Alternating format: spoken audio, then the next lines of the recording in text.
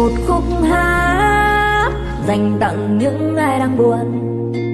Buồn phiền này hay hân hoan kia, số kiếp cũng đã an bài. Ngồi đàn một khúc ca dành tặng những ai lạc đường.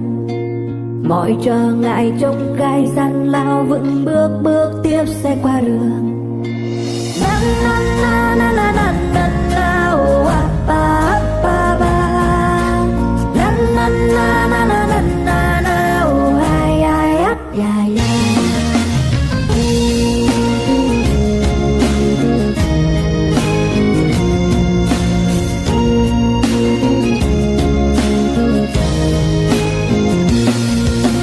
Ngồi đàn một khúc hát dành tặng trái tim u sầu. Một cuộc tình không như trong mơ, xin gió hãy cuốn xa bờ. Ngồi đàn một khúc ca dành tặng những ai yêu gần. Nhìn dòng đời trôi qua vươn vai thôi, cố gắng sẽ thấy trưởng thành. Na na na na na na na na oh, ah, ba ba ba. Na na na na na na na na oh, ai ai ah, ya ya.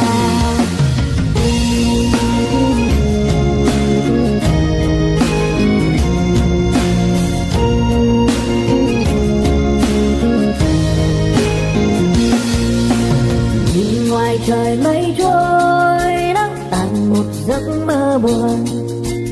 Mà lòng này ôi sao không cam tâm, chỉ sống với bóng dáng em xa rồi. Đời người là kiếp muôn